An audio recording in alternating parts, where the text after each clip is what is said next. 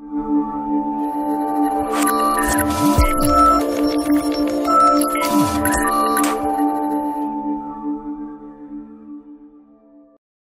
எல்லாருமே தான் உண்டு தன் வேலை உண்டுன்னு தான் வாழ்ந்துகிட்டு இருக்கோம்.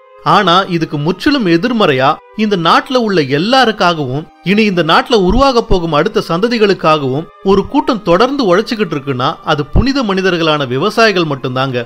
அவங்களோட உழைப்ப மட்டும் பங்கு போட துடிக்கும் கார்ப்பரேட் நிறுவனங்கள், ஏன் பொதுமக்களும் கூட அவங்க கஷ்டத்துல பங்கு போட நினைக்கிறது இல்ல. அதன் விளைவுதான் இன்னைக்கு அவங்க டெல்லியில நடத்திக்கிட்டு இருக்கும் போராட்டம். ஒரு சின்ன கொசு நம்ம காது கிட்ட உயின்னு வந்து கத்திட்டு இருந்தா நமக்கு எவ்வளவு எரிச்சலா இருக்குமோ, அப்படித்தான் டெல்லியோட காது கிட்ட போய் போராடிக்கிட்டு இருக்க நம்ம தமிழக விவசாயிகளின் நிலைமையும் கூட.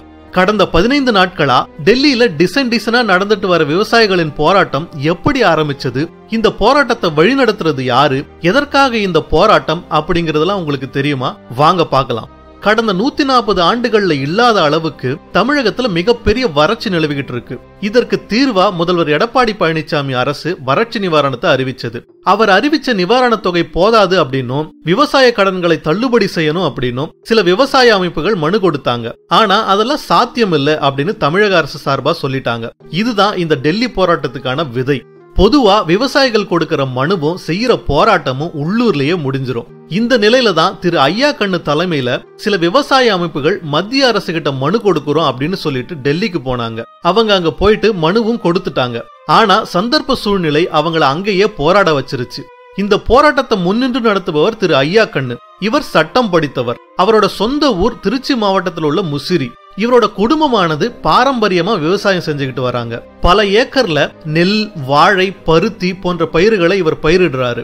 ஐயா கண்ணுவோட மனைவி மத்திய உளவுத்துறையில வழக்கறிஞரா இருந்து ஓய்வு பெற்றவர். திரு ஐயா கண்ணு அவர்கள் தற்போது தென்னிந்திய நதிகள் இணைப்பு சங்கத்தின் தலைவரா இருக்காரு. இவர் ஓரளவு வசதியான குடும்பமா இருந்தாலும் தான் செய்யற விவசாய தொழில ஏற்பட்ட பிரச்சனைகளுக்காக குரல் கொடுத்து விவசாயிகளின் ஒருவனா போராட்டத்தை முன்னெடுத்திருப்பது பாராட்ட வேண்டிய விடயம். இவரோட கைகோர்த்து இன்னைக்கு பல விவசாயிகள் நடத்திட்டு இருக்கும் போராட்டமானது தற்போது ஒரு தேசிய பிரச்சனையா உருவெடுத்திருக்கு. இந்தியாவின் ஒட்டுமொத்த விவசாயிகளும் ஒன்று சேர்ந்தால் அரசு செவிசாய்த்துதான் ஆக வேண்டும். இனியாவது இந்த அரசு விவசாயிகளுக்கும் விவசாயத்திற்கும் முன்னுரிமை கொடுக்க வேண்டும். விவசாயிகள் வீதிக்கு வந்து போராடுவது அவர்களுக்காக மட்டுமல்ல, இந்த நாட்டு மக்களுக்காகவும் தான் என்பதை அரசு உணர வேண்டும். நன்றி, வணக்கம்.